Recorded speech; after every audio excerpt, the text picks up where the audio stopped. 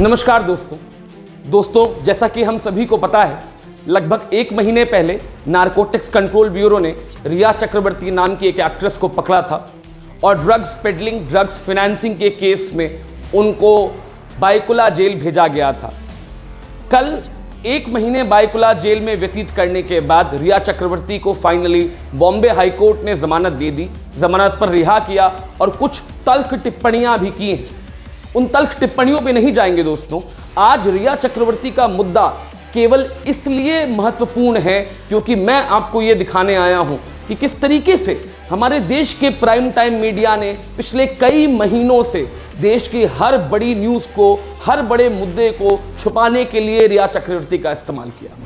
Thums up, सत्यमेव जयते। रिया चक्रवर्ती सत्यमेव जयते दिखा दी ना टीम को, पूरी दुनिया को गणेश दिखा दी कि तक के साथ पूरी डीलिंग हो गई, पूरी सत्यमेव जयते, thumbs up, we will win. हाँ, अरे असत्यमेव जयते में विश्वास करने वाले लोग ये बकवास कर रहे हैं। बकवास की भी हद होती है। मैं एक बात कहना चाहता हूं, देखिए, बकवास की भी हद होती है। ये ड्रगी है, क्या बोलते हैं उसको, ये ड्रगी है। हाँ प्रशांत, चरसी है, गंजड़ी है। सुशांत सिंह राजपूत, जिसके लिए प्रशांत, आप और गणेश और मैं और हम सब लोग मिलके 2 महीने से लड़ रहे हैं, आप टीवी पर जाके बोल रहे हो अभी लड़ रहे हैं सुशांत सिंह। आपको चाहिए ना 1 घंटे के रेटिंग, खाने की कोशिश मत कीजिए कि 1 घंटे के रेटिंग चाहिए, चलो मैं दे दूंगा। मुंबई पुलिस ने टीआरपी रैकेट का पर्दाफाश करने का एक दावा किया और खास बात यह है कि टीआरपी रैकेट में कुल 3 टीवी चैनलों के नाम आए हैं, जिसमें एक नाम रिपब्लिक टीवी का है। मुंबई पुलिस आयुक्त परमबीर सिंह ने खुद प्रेस कॉन्फ्रेंस कर इस घोटाले का खुलासा किया। मुंबई पुलिस कमिश्नर ने कहा कि चैनलों के बैंक अकाउंट्स की भी जांच की जाएगी और हम ये भी देख रहे हैं कि जो फर्जी टीआरपी से विज्ञापन मिले थे वो पैसा अपराध का हिस्सा माना जाएगा या नहीं। दोस्तों, जिस समय भारत के पूर्व राष्ट्रपति, महान स्टेट्समैन प्रणब मुखर्जी जी का निधन हो गया, जिस समय भारत की जीडीपी 23% तक नीचे गिर गई, उस समय पर हमारे देश का मीडिया टीवी पर लाई डिटेक्टर टेस्ट कर रहा था। Mock narco test, narco analysis TV media कर रहा था प्राइम टाइम पे। दोस्तों, सोहेल वहां पे, सोहेल ने रिया का कॉन्फ्रंटेशन किया। आप देखेंगे रिया चक्रवर्ती को सवाल पूछ रही थी, रिपब्लिक भारत की टीम वहां पे चेस कर रही है रिया चक्रवर्ती को। वो सवाल, वो सीक्वेंस फिर से दिखाता हूं दोस्तों, और सोहेल को जरा लाइव ले, मेरे प्रोड्यूसर से मेरा रिक्वेस्ट है वो पूरा सीक्वेंस अगर मैं एक बार और दिखा पाऊं। आप देखिए वहां पे शायद सोहेल एक तरफ और दूसरी तरफ रिया चक्रवर्ती, पूरे सीक्वेंस को फिर से प्ले किया जाए। दोस्तों, जिस समय पर हमारी जीडीपी 23% तक नीचे आ गई, उस समय पर हमारे देश का मीडिया रिया चक्रवर्ती के व्हाट्सएप चैट आपको पढ़ा रहा था। और इन सब का फायदा क्या रिया चक्रवर्ती इतनी महत्वपूर्ण है?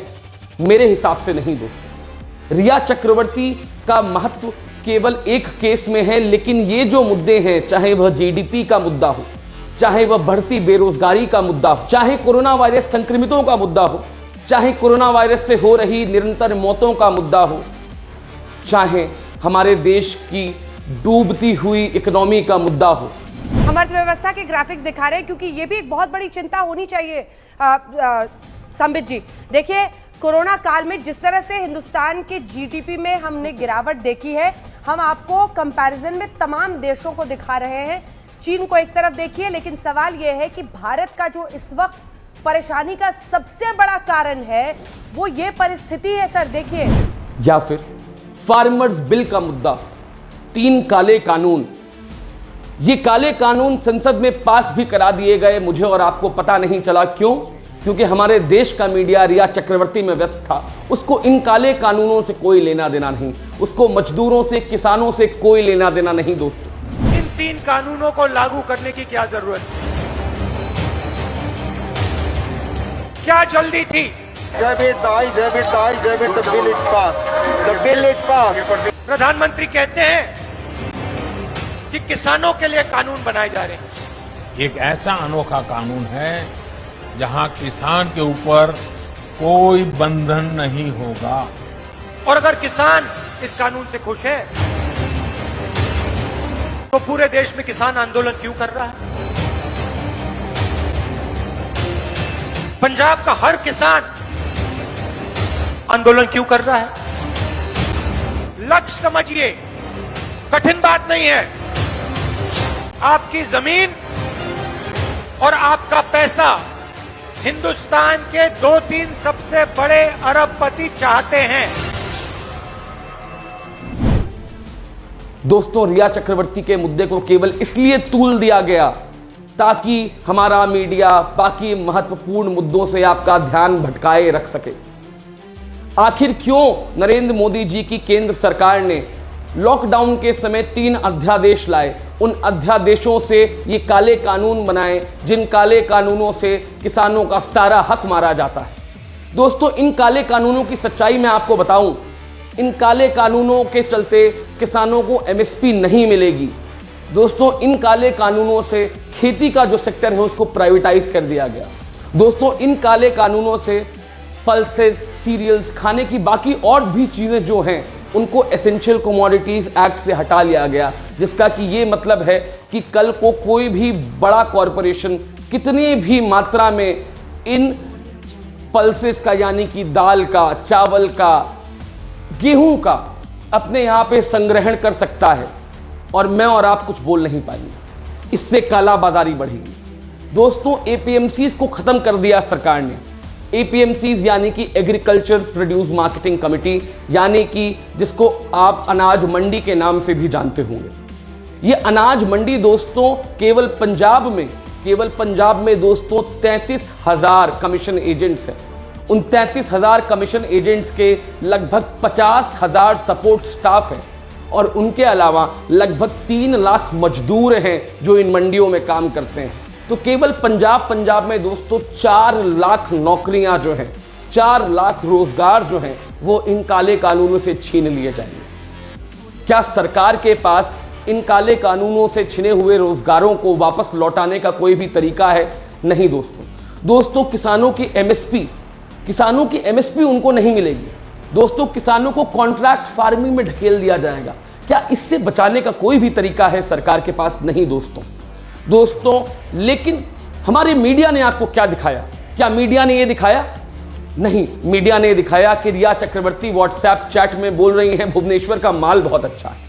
दोस्तों, मीडिया ने आपको यह दिखाया कि रिया चक्रवर्ती का नार्को एनालिसिस अगर किया जाएगा तो रिया चक्रवर्ती की क्या बात निकल के सामने आएगी। दोस्तों, हमारे देश के माननीय मीडिया हाउसेस ने आपको यह दिखाया कि रिया चक्रवर्ती को पकड़ना जरूरी है वरना पूरा देश आग बबूला है।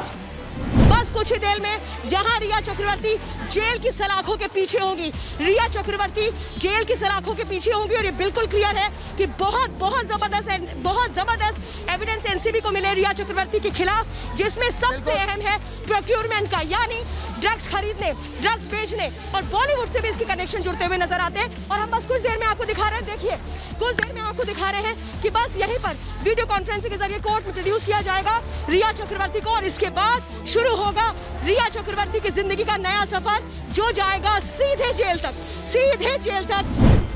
दोस्तों, रिया चक्रवर्ती का कदम कदम पर मीडिया ट्रायल किया गया।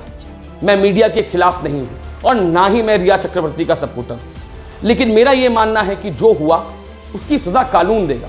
मैं और आप या कोई मीडिया हाउस बैठकर किसी भी चीज की सजा निर्धारित नहीं कर सकते। रिया चक्रवर्ती को कल जेल से छोड़ा गया। हमारे ऐसे भी न्यूज चैनल्स हैं जो 302 की मांग कर रहे हैं। उनको कुछ और नहीं चाहिए, उनको 302 चाहिए। कानून अपने तरीके से चलेगा।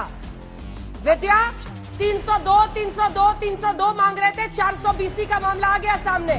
302 मतलब भारतीय दंड संहिता की धारा 302 यानी कि इंडियन पिनल कोड सेक्शन 302, जिसमें कि पनिशमेंट फॉर मर्डर है। क्या रिया चक्रवर्ती ने मर्डर किया? ये मैं और आप बैठ के नहीं बता सकते, लेकिन क्या ये हमारे देश के बड़े मुद्दे, जैसे कि मैंने अभी आपको एग्जाम्पल्स दिए, ये फार्म बिल्स के मुद्दे थे, इसके अलावा और भी बहुत बड़े बड़े मुद्दे हैं हमारे देश में दोस्तों, जैसे कि हाथरस रेप कांड। हाथरस में एक लड़की का रेप हो जाता है और हम इतने असहिष्णु हो जाते हैं कि हम उस लड़की के बारे में बात भी नहीं करना चाहते, हम वहां ऑपोजिशन को जाने नहीं देते हैं। ये कौन सा मीडिया है दोस्तों जो इन मुद्दों को नहीं दिखाता? ये कौन सा मीडिया है जिसको आज भी केवल रिया चक्रवर्ती की पड़ी है? ये कौन है दोस्तों? अरे बड़े बड़े ज्ञानी लोग जो कहते थे कि रिया को कुछ नहीं होगा, उसने कई अपराध नहीं किया। मैं आज बता दूं दोस्तों कि रिया के साथ क्या हो सकता है, हम आपको बताएंगे। सोहेल पहले और उसके बाद Shweta Tripathi. Sohail, over to you. Sohail. दोस्तों, हाथरस में एक मासूम बच्ची का रेप हो जाता है, मगर हमारा मीडिया नहीं दिखाता। हाथरस में एक मासूम बच्ची की लाश को प्रशासन रात के अंधेरे में जला देता है बिना घर वालों की मौजूदगी के, लेकिन हमारा मीडिया हमें वो नहीं दिखाता। हमारा मीडिया उस समय पर क्या मांग कर रहा है? हमारा मीडिया उस समय पर मांग कर रहा है 302। हमें 302 धारा चाहिए रिया चक्रवर्ती के लिए। रिया चक्रवर्ती ने सुशांत सिंह को मारा या सुशांत सिंह राजपूत ने फांसी लगा के सुसाइड किया? क्या यह देश का प्राइम टाइम मुद्दा हो सकता है दोस्तों?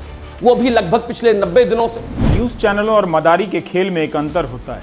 आपको पता होता है कि मदारी खेल ही दिखाएगा, लेकिन न्यूज़ चैनल वाले खेल करेंगे ये पता नहीं होता। आपको लगता है कि आपको खबर दिखाई जा रही है। मुंबई पुलिस ने आज टेलीविजन रेटिंग पॉइंट टीआरपी के एक ऐसे खेल को उजागर करने का दावा किया है कि जिन घरों में टीआरपी मीटर लगी होती है उन घरों में पैसे दिए जाते थे ताकि वे खास चैनल ही देखें और वो नंबर 1 हो जाए। जिन चैनलों पर ऐसा करने के आरोप लगे हैं उन्होंने इसका खंडन किया है। जाहिर है पुलिस को इसे कम समय में अदालत तक भी साबित करना होगा। मुंबई पुलिस ने कहा है कि टीआरपी रेटिंग की एजेंसी बार्क ने हंसा कंपनी को मुंबई में 2000 बैरोमीटर लगाने का काम दिया था, जिससे टीआरपी रेटिंग नापी जाती है। हंसा के कुछ पूर्व अधिकारी कर्मचारी किसी चैनल से पैसा लेकर सौदा कर लिए। दर्शक वही चैनल देखने लगे और वही चैनल रेटिंग में ऊपर आने लगा। उन हाउस होल्ड्स को जिनका डेटा दिया जा रहा था, पैसा देकर टीआरपी को मैनिपुलेट करने का कार्य किया जा रहा था। दोस्तों, क्या हमारे देश का प्राइम टाइम मुद्दा हाथरस की वो मासूम बच्ची नहीं होनी चाहिए? दोस्तों, क्या हमारे देश का प्राइम टाइम मुद्दा हमारी जॉब लॉस नहीं होनी चाहिए? दोस्तों, सीएमआई की अगस्त की रिपोर्ट के हिसाब से फॉर्मल सेक्टर में इंडिया में लगभग 19 मिलियन जॉब लॉस हुए हैं केवल अगस्त तक दोस्तों।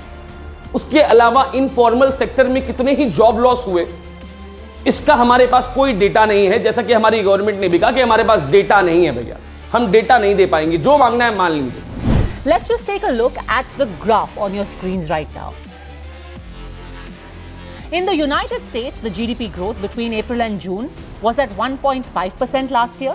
This year, for the same period, it's at minus 31.7%, which, by the way, is more than what India suffered, almost 6% more than what India suffered. First of all, the graphic that you showed, that graphic is incorrect. The US economy did not contract by 30%. Indian economy has contracted by nearly 24%. So putting that in perspective is misleading to your No, sir, that is not correct. Those figures that you have are wrong. Did Sushant know about Riya Chakraborty's connections to the drugs mafia?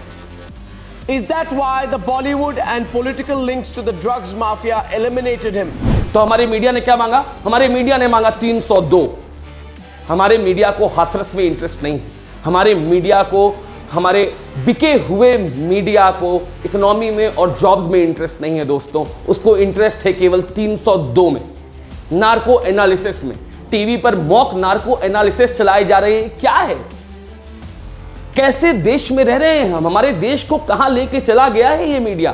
क्या ऐसे भारत की कभी भी किसी ने भी परिकल्पना की थी जहां का मीडिया रवांडा के मीडिया जैसा हो जाए?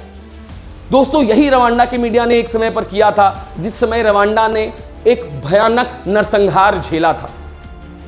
इसीलिए मीडिया को जरूरी है कि मीडिया खुद को रेगुलेट करे दोस्तों। एमएसएमईज जो कि हमारे इकोनॉमी की रीढ़ की हड्डी मानी जाती हैं, हमारे देश में लगभग 6.5 करोड़ एमएसएमईज है दोस्तों। इन 6.5 करोड़ एमएसएमईज में लगभग 10 करोड़ से भी ज्यादा एम्प्लॉयमेंट दिए जाते हैं। इन 6.5 करोड़ एमएसएमईज में से लगभग 1/3 यानी कि 1/3 अपनी दुकानें बंद करने वाले हैं लॉकडाउन के चलते दोस्तों। लेकिन हमारा मीडिया ये नहीं दिखाएगा दोस्तों। हमारा मीडिया दिखाएगा कि क्या किया रिया ने सुशांत पर काला जादू। क्या रिया डायन है? क्या रिया पिशाचिनी है?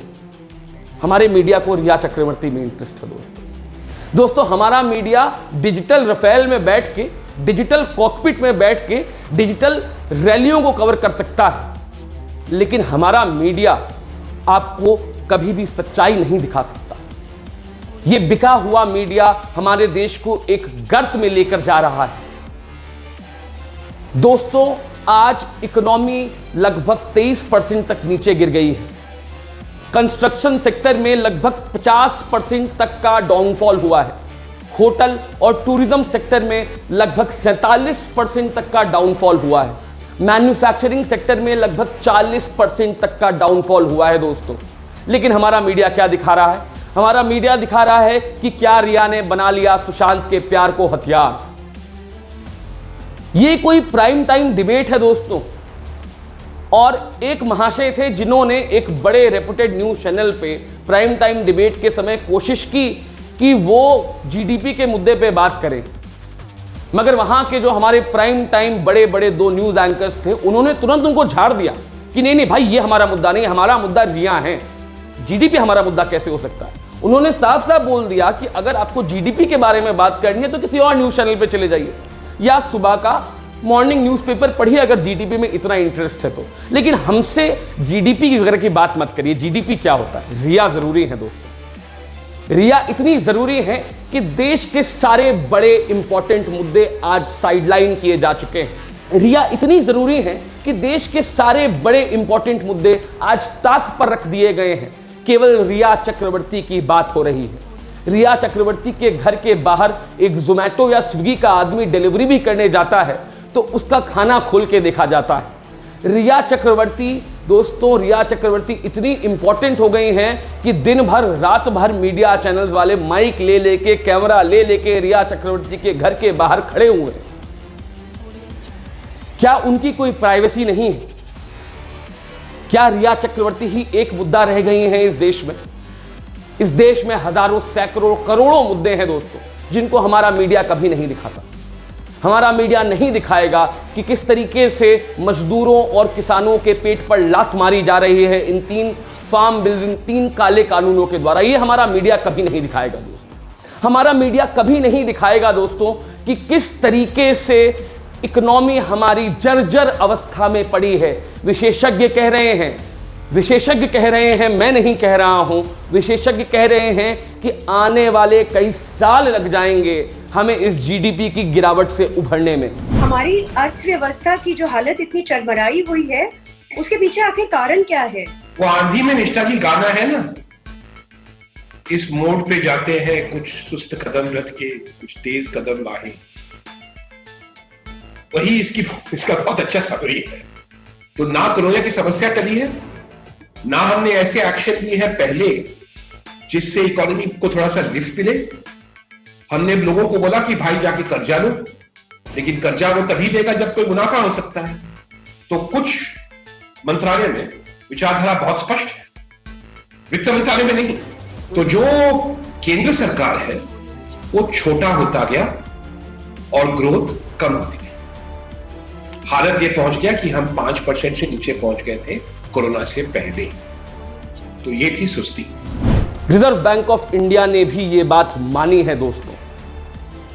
आज जरूरी है कि सरकार निकले रोड पर। आज जरूरी है कि सरकार बाहर निकलकर लोगों को स्पेंडिंग करवाए, लोगों को सैलरीज दे, लेकिन सरकार नहीं कर रही है। और इसके लिए उन्हें बाध्य कौन करेगा? इसके लिए उन्हें बाध्य केवल मीडिया कर सकता है। लेकिन मीडिया अपने चैनल्स में कंफर्टेबल पोजीशंस पे बैठ के खाली रिया की बातें कर रहा है। रिया चक्रवर्ती को बेल मिल गई तो एक भाई साहब का गला फटा जा रहा है। रिया चक्रवर्ती को बेल मिल गई तो ऐसा लगता है कि अभी उनका दिल ही बाहर आ जाएगा, इतने वो दुखी हो गए। इसका रीजन उनका सुशांत सिंह राजपूत के लिए प्यार या जनता को जागरूक करना नहीं है दोस्तों। इसका रीजन उनके लिए केवल इतना है कि उन्हें बड़े इंपॉर्टेंट मुद्दों को छुपाना है। यह है दोस्तों हमारे देश के मीडिया की सच्चाई। और आज हम लोगों पर, ऑपोजिशन पर, देश के जागरूक नागरिकों के कंधे पर यह जिम्मेदारी है कि हम ऐसे मीडिया को नकार दें, हम ऐसा मीडिया चैनल ना देखें, हम उनको वो टीआरपी ना दें जिस टीआरपी के लिए वो इतना कर्मकांड कर रहे हैं। दोस्तों, जिस देश में कोरोना वायरस के केसेस 68 लाख के ऊपर पहुंच गए हों, जिस देश में 1 लाख से भी ज्यादा मासूम लोग कोरोना वायरस के चलते अपनी जान गंवा चुके हों, जो देश कोरोना वायरस में लगातार प्रगति पर अग्रसर है, क्या उस देश के लोगों को यह शोभा देता है कि वो बैठकर प्राइम टाइम पर रिया चक्रवर्ती की न्यूज देखें? क्या उस देश की मीडिया की प्रायोरिटी रिया चक्रवर्ती हो सकती है? दोस्तों, मैं आप पे छोड़ता हूं, ये आप सोचिए। दोस्तों, आज जरूरी है कि देश में इंपॉर्टेंट, जरूरी मुद्दों पर, महत्वपूर्ण मुद्दों पर बात हो और ये बात मीडिया करे, ताकि हमारा देश फिर से प्रगति की राह पकड़ सके। क्या हमारा मीडिया ये करेगा? दोस्तों, जय हिंद, जय भारत। सांप सूंघ गया पाकिस्तान को, शुगर हो गया चीन को, रफाल आएगा सबकी नींद उड़ाएगा, विश्व गुरु बन गया सुपर पावर। 5 रफाल पाकिस्तान हल्कान। पिछले 2 महीने के पहले भी यही हाल था, बल्कि पिछले 6 साल से यही हो रहा है। ऐसा नहीं है कि प्रकाश जावड़ेकर साहब ने इतनी आदर्श चिंता जाहिर की है। जब स्मृति ईरानी मंत्री थी सूचना और प्रसारण विभाग में, तो उन्होंने भी यही चिंता जाहिर की थी। How many of us in the private sector are always told that today news in some medium or the other has become almost like a spectator sport? When we began the broadcasting journey in our country, how many of us envisaged that one day a time will come in India where headlines will compete with hashtags? How many of us had envisaged that every line that you write in a newspaper will be challenged through social media? And how many of us had envisaged that a journalist who works in the broadcasting sphere does have a template of ethics and conduct rules that they need to abide by, but others don't play by the same rules?